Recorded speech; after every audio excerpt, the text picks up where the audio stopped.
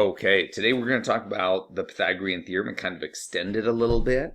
So we know that if we have a right triangle, right, that means that whatever values we have for the side lengths satisfy the Pythagorean theorem. So we've got x squared plus y squared equals z squared. But also we know the converse is true. So if we come across three numbers like 3, 4, and 5, where we have 3 squared plus 4 squared equals 5 squared. That's 9 plus 16 equals 25. That's 25 equals 25. Well, then we know since those three numbers satisfy the Pythagorean theorem, then it makes a right triangle. So we have the forwards and the backwards of Pythagorean theorem. Well, something that's going to be useful is just getting to know really common Pythagorean triples. So these are three integers or whole numbers that satisfy the Pythagorean theorem. The most common one that we'll see all the time is 3, 4, 5.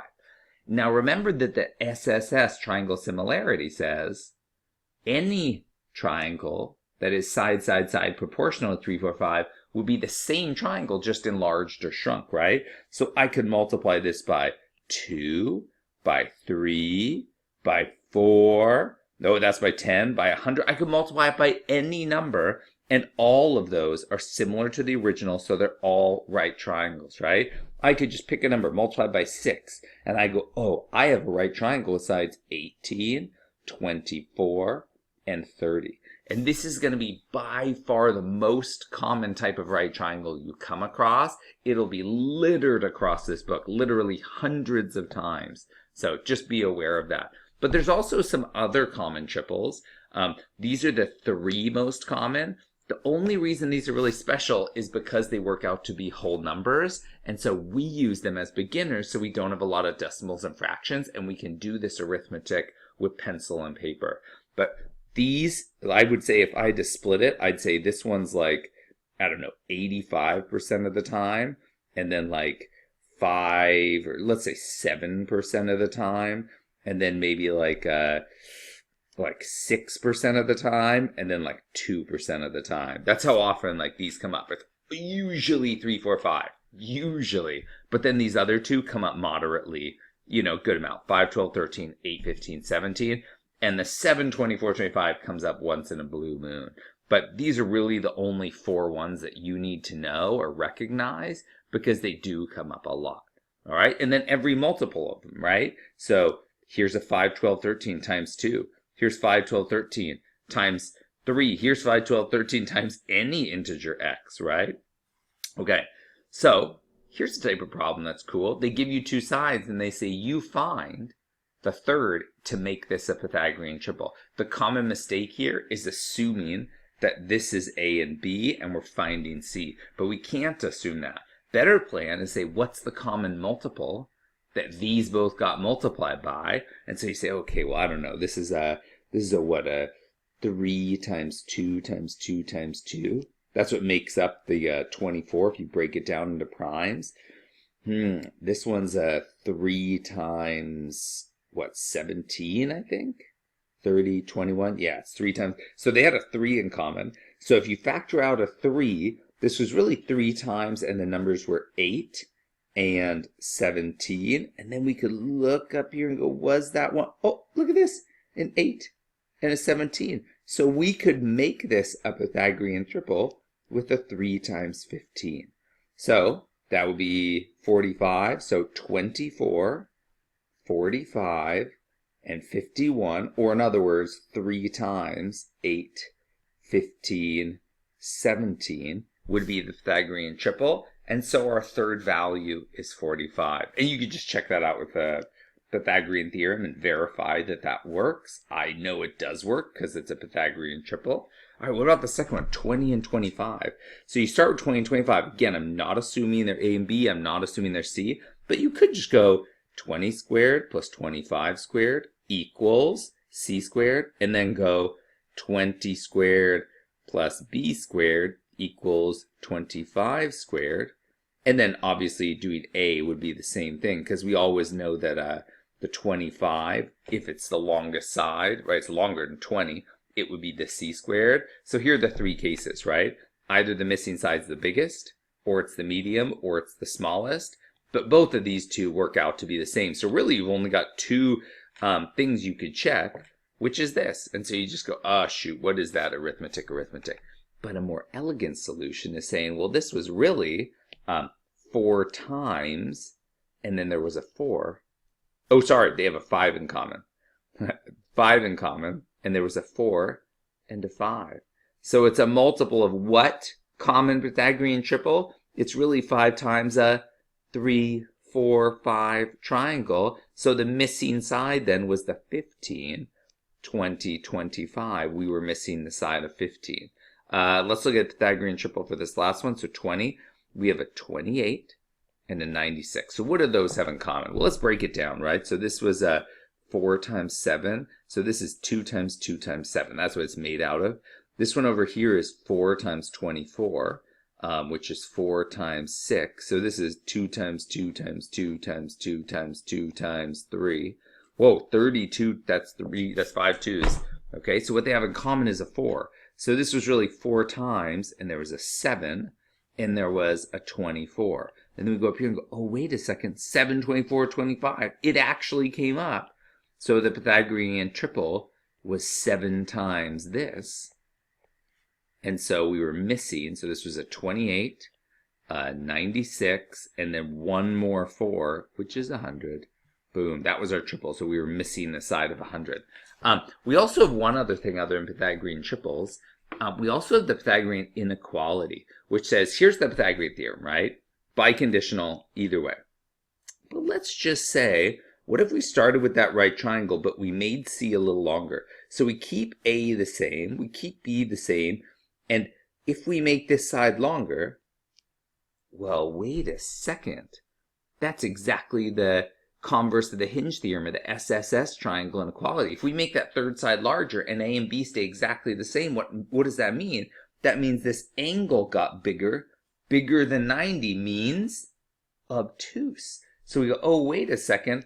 We've got an obtuse triangle. Now let's look at what we have for the Pythagorean theorem. We have a squared plus b squared, which this stayed the same, right? We didn't change this. And then we have c squared, and this got bigger. That was exactly what we did, was we lengthened the side. So that means we used to have them equal, but now c squared got bigger, so that means the inequality looks like this. So if c squared got longer, that means the side stretched, and the angle got bigger because you were literally opening the sides wider. Okay, let's try it the other way. Let's say we keep A and B the same, exactly the same, and we shrink C. Well, a smaller angle, again, the SSS triangle inequality, or converse of the hinge theorem, says that means this angle gets smaller. So now we have an acute triangle because the 90 just got smaller. Now this only holds up into a point, because then at a certain point this angle on top stops being acute and it can become right. And the real reason that switches, though, is, well, let's just look at this case for now, and I'll mention it in a second. So we have an acute triangle if we shrink C by just a little bit, and we had a squared plus b squared equals c squared. This got smaller, and this stayed the same. And so if the right got smaller and the left stayed the same and they used to be equal, that means now we've got an inequality like this. So an acute triangle means a squared plus b squared is bigger than c squared. And on the left, an obtuse triangle is when c squared is bigger. Now, that case of when this would become a right triangle is when this c shrinks so much that it's not the longer side anymore. And then this equation flips around and the b becomes the hypotenuse. So the equation actually still works. It just switches which side is in which location. Okay, so as a general rule, if a squared plus b squared equals c squared, that is the right triangle. We already knew that. But the new difference is if it's greater than c squared, acute. If it's less than c squared, obtuse. I honestly do not memorize these. I just think of, here's my right triangle where they used to be equal. I always keep the legs the same. And it's if c got bigger, right? So here's the case where c got bigger on the bottom, c bigger. And then I go, what does that mean? And I go, oh, that just means the angle got bigger. So bigger than 90 is obtuse. So I just remember it that way. And that way I don't need to memorize formulas. Okay. Now, a little trick here, though, is remember that we have to have a triangle existing. So any two sides have to add up to be bigger than the third. So there's actually three of those, right? So you also have A plus C is bigger than B. You also have B plus C is bigger than A. So just remember that, because these problems are pretty cool. It's saying what type of triangle is this? Acute, obtuse, or right, just given three side lengths. So something that comes up is like number 21. Where you go, is the shortest plus medium bigger than the biggest? 35 is not bigger than 36. So this one is not a triangle. Okay, well, let's do some others. So number 15. Okay, first off, 10 plus 11 is bigger than 14. We know all three side lengths, so we only need to check if the smaller two are long enough to cross the biggest. So 21 is bigger than 14. So yes, a triangle. Okay, that's good. And then we're going to check if it's acute, obtuse, or right. And so let's see, 10 squared plus 11 squared. And we're looking at what's the relationship with 14 squared. So this is 100 plus 121, and I think this is 196. And so then what's the relationship? So we have 221 and 196. That means A squared plus B squared is bigger. And so if I think about that and I go, okay, wait a second, that was my triangle. Right here, we had A and B stayed the same, and now C got smaller. This is the C squared. C got smaller, and so if C got smaller, that's an acute triangle. All right, so that's how we do this, and it's just going to be over and over repetitive of that, except, what about 22? When I say, wait a second, I recognize that. Divide by that common factor, they all have a 2. This is a 3, 4, 5, oh, boom. I know it's a right triangle. I don't even need to check if a triangle exists. The only time a right triangle, the Pythagorean theorem is satisfied is when you have a right triangle. So 1, it exists. 2, it's a right triangle. Nice. Oh, wait a second. Look at this one. Divide by 4, and we have a 3, 4, 5. What's up? Right triangle. Look at that. We can just spot them like in the wilderness. I see a zebra. I see a gazelle. Let's see. Wait a second. What about this one? We check this one and, oh, we divide by 4, and look at that. It's just a 2. Nope, I meant divide by 2, sorry. We get a 4, 5, 6. They tricked us. But keep this in mind. If we divide by that common factor of 2, whatever we figure out for the smaller triangle is going to be similar by SSS to the larger. So I can use those easier numbers for 20 and say, well, for 20, what is? And I mean, yes, 4 plus 5 is bigger than 6. 9 is bigger than 6. Check. So yes, a triangle. Okay, and then we just go 4 squared plus 5 squared is in what relationship to 6 squared? So that's 36. Over here is 16 plus 25. That's 41 and 36. That's A squared plus B squared is more. C squared is small. That's when C got smaller, closer together, just like over here in the bottom left. If C got smaller, that right angle got smaller, so that means it's an acute triangle. Okay, and then you just keep working here. Let's do one that's like a little scary looking. Let's do 16. So we've got a 10, a 15, and a 5 root 3 for that's 16. I'm going to do it actually a little higher, give us a little more room to work. Well, one thing is, why deal with all those extra 5s in there? I'm just going to divide by 5, and anything we find for a 2, 3, root 3 triangle is going to absolutely be true for our triangle because they're similar by SSS. Every side is in a 5-to-1 ratio. I just divided by 5. So by a 5-to-1 common ratio, SSS, they're similar. So let's see what we get on the bottom. So this is about 1.7. Is 1.7 plus 2 bigger than 3? Yeah, 3.7 is bigger than 3.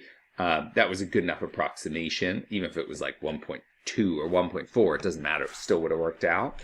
Okay, so now let's check. Let's do, again, they're not in order here. So this is our hypotenuse, the longest one, the 3. So I'm going to do root 3 squared plus 2 squared plus, or not plus, is equal question mark, like what's the relationship to the longest side 3 squared. So squaring this one I get 3, squaring this one I get 4, over here I get 9, so I get 7 and 9. So this is a case where c got larger. So c squared is bigger, which, just taking my right triangle, I keep these two sides the same, and if c grows, that means the right angle gets bigger, so this was an obtuse triangle. All right, and that's how you can tell whether a triangle is acute, obtuse, right, just using the Pythagorean theorem.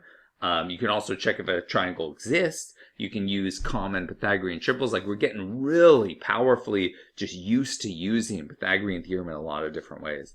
All right, that was it.